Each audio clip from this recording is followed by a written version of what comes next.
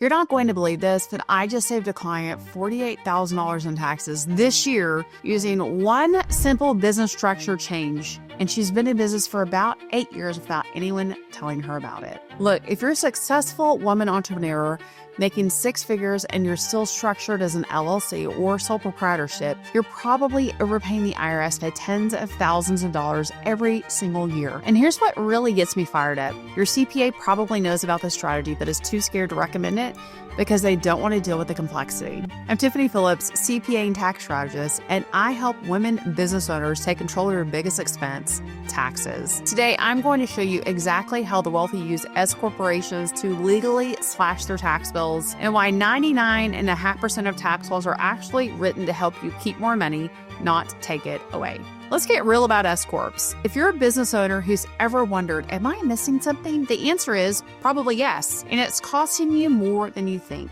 Let's talk about the real math and how S-Corps save you money. Suppose you're a consultant, coach, or agency owner making $150,000 in net profit. If you're a sole proprietor or single member LLC, you're paying self-employment tax 15.3% on every single dollar. That's $22,950 straight to the IRS before you even get to income tax. Now let's say you elect S-Corp status. You pay yourself a reasonable salary. Let's use $60,000 for this example. You pay payroll taxes on that $60,000, which is $9,180. The remaining $90,000, that's a distribution, and it's not subject to self-employment tax.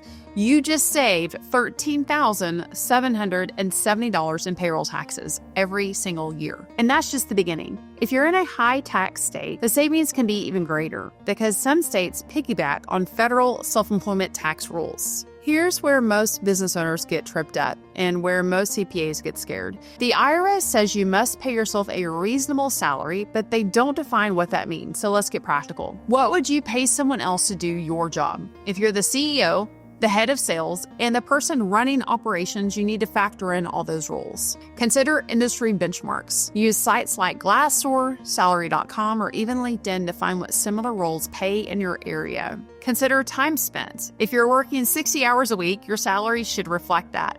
If you're part-time, document it. Profitability. If your business is making $300,000 and you're paying yourself $20,000, that's a red flag and the IRS will notice. Pro tip.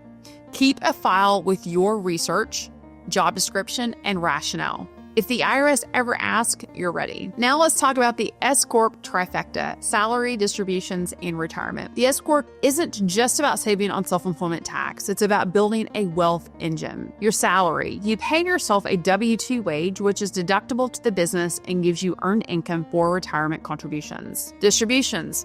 The rest of your profit flows to you as a shareholder distribution, no self-employment tax. And retirement. Because you're on payroll, you can set up a solo 401k or SEP IRA. In 2026, you can contribute up to $69,000 if you're over 50 between employee and employer contributions. That's $69,000 you can deduct from your taxable income, compounding your tax-free wealth. I had a client, Lisa, who was paying herself $40,000 and taking $110,000 in distributions. We set up a solo 401k, maxed out her contributions, and she saved an additional $20,000 in taxes on top of her S-Corp savings. Let's go deeper. Here's how the wealthy use S-Corps to multiply their savings. Health insurance.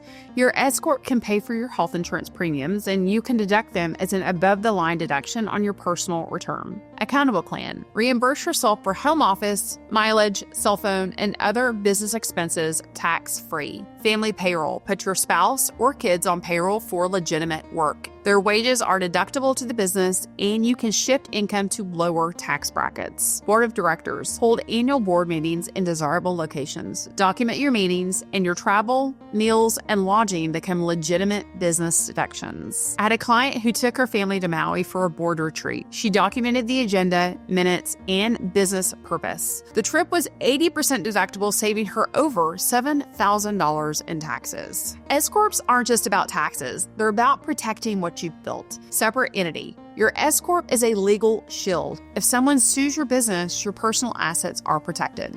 Audit risk. S-Corps are audited less frequently than sole proprietors or LLCs. In fact, you're 15 times less likely to be audited as an S-Corp. But timing is everything. Here's what you need to know. The profit threshold. If your business is making more than $50,000 in net profit, it's time to consider an S-Corp. The election deadline. You must file Form 2553 with the IRS by March 15th to be treated as an S-Corp for the current tax year. Miss the deadline? There are late election relief options, but don't wait. State rules. Some states don't recognize S-Corps or have their own requirements. Make sure you check your state's rules. Here's how to do it right. Form your LLC or corporation. You can't be an S-Corp without an entity. File Form 2553 with the IRS. This is your S-Corp election. Set up payroll. Use a provider like Gusto, QuickBooks Payroll, or ADP. Open a business bank account. Keep your business and personal finances separate.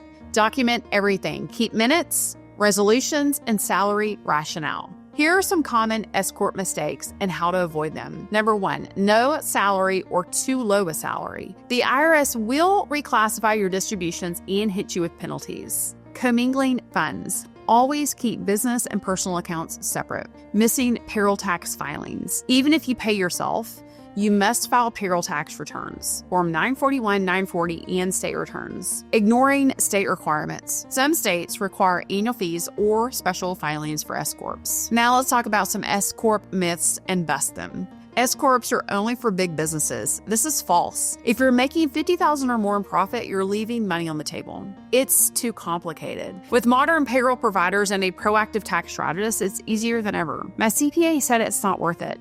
If your CPA isn't showing you how to keep more, it's time for a new CPA. The wealthy don't just make more, they keep more. They use every legal strategy available and they don't apologize for it. The tax code is a roadmap, not a punishment. And every small business owner deserves to save like the big guys. You don't build wealth by making more money. You build it by keeping more of it. Every dollar you keep is a seed for your freedom, and keeping more isn't greed, it's about good stewardship. Let me share a real example. I had a client, a brilliant marketing consultant, who'd been told by 3 different CPAs that an S-Corp wasn't worth the hassle. She was making $200,000 in profit and paying over $60,000 in taxes annually. Within 60 days of switching to an S-Corp structure, we implemented a reasonable salary of $70,000 and took the remaining $130,000 as distributions. Her self-employment taxes alone were over $18,000, but we didn't stop there. We set up a solo 401k through her S-Corp, allowing her to defer another $69,000 of income. We implemented a home office strategy, vehicle deductions, and strategic business expenses. By the end of year 1, she saved $48,000 in taxes. That's not a one-time savings either.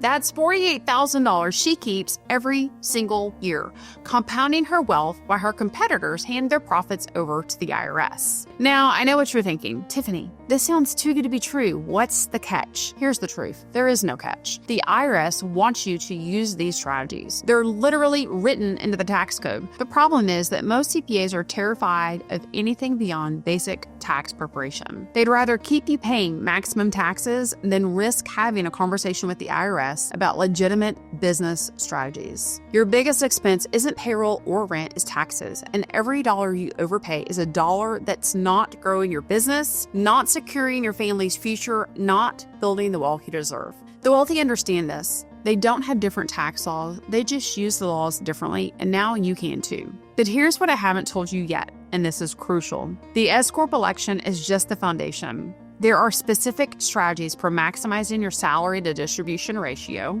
advanced retirement planning techniques that can defer even more income, and audit proofing methods that ensure you never have to worry about IRS scrutiny. There's also the timing element that most people get wrong, the state-specific considerations that can make or break your tax savings, and the integration strategies that can multiply your tax benefits across multiple business entities. If you want to see exactly how to implement the S-Corp payroll strategy without making the costly mistakes that could trigger an audit, you need to watch my next video, the S-Corp payroll mistake that could cost you everything. I break down the single most expensive S-Corp mistake I see, show you the exact payroll setup that keeps you audit-proof, and reveal the one-time workaround that can fix past mistakes before the IRS notices. Click the link to the video that's popping up on your screen right now. Remember, you don't build wealth by making more money, you build it by keeping more of what you earn. Because it's not what you make, it's what you keep, so keep more.